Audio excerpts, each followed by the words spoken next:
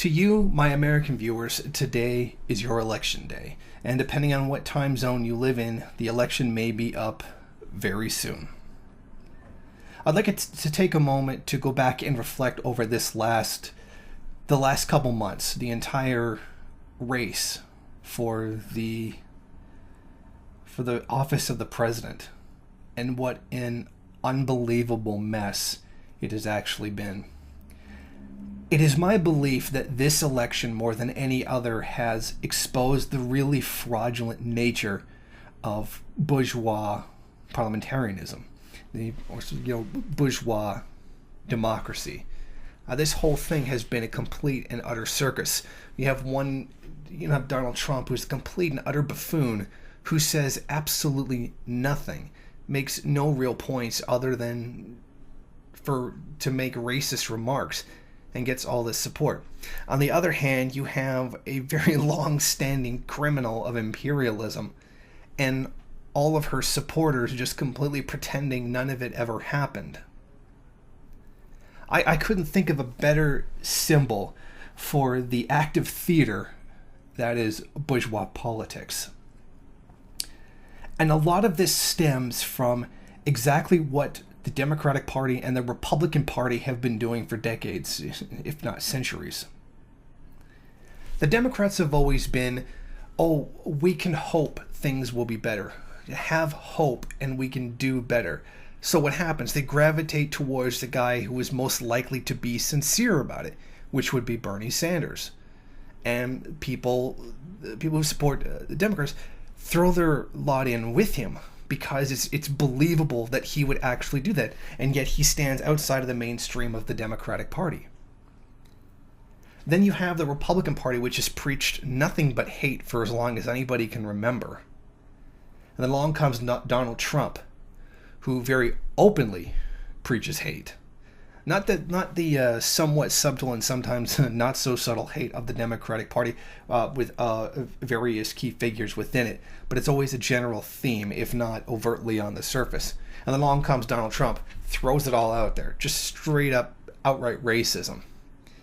And all that hate that they've been building up over that time all comes out in Donald Trump. Again, another person outside the mainstream of the Republican Party. This has all happened because both sides in this bourgeois coin have portrayed certain images, given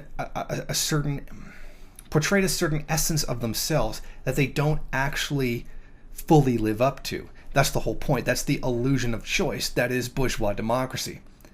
But then these two come along who seem to really embody that, who are what that illusion is. And then when they come in, they start taking all the votes.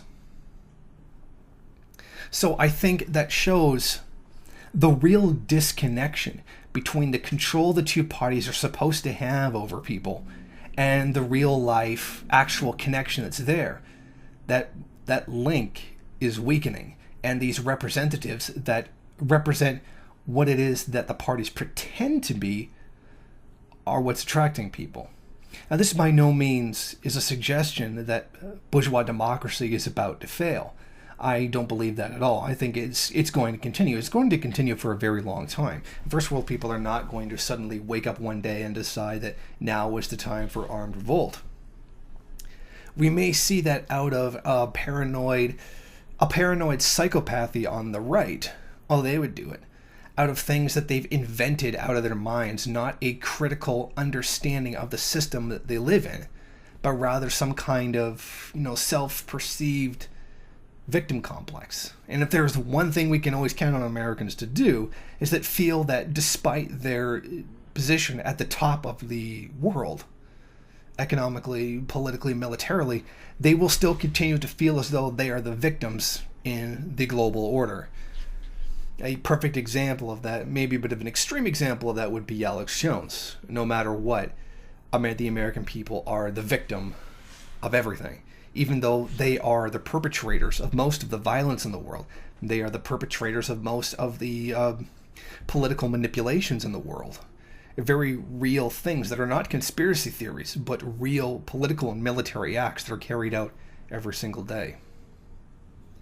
So I say to you, my American viewers who are considering going out and voting today, if you are going to vote, I would suggest not, because I don't see the only possible good thing that there could be would be a scale back of U.S. imperialism, pulling troops out of certain places that would alleviate pressure on the third world and make it possible for them to carry out more rebellious acts. But I don't believe that there's anybody on the ballot who would actually do that. So there's no real reason in this case for anybody to vote. So if you're going to go to the polls anyway, you know what? You might as well go ahead and write my name in. If you want to write in a candidate and you just want to screw with the system and not be serious, by the way, the system totally deserves to be mocked like that. They really do. Or even like I remember the one election where 500 people voted for the reptile party. That would be the space reptiles of the David Icke variety that secretly run the world, who got 500 votes. So I figure I should be able to at least get 10 votes. So if you do feel that you have to go in and at least write something phony on the ballot as a write-in candidate, write in Jason Unruhe for president. And if anybody asks you how I could possibly be the president, though because I'm not an American citizen, just point to Obama. Okay, I'm kidding. I realize Obama was born American. I'm just making a joke. But in all honesty, if you really do want to go out and vote and not take it seriously, write in my name. I would really appreciate it. Thank you for watching. If you like this program, then please head over to my Patreon page and set up a monthly donation. It's your donations that keep this program running. Also, if you would like, please rate, comment, subscribe, and share in various social media.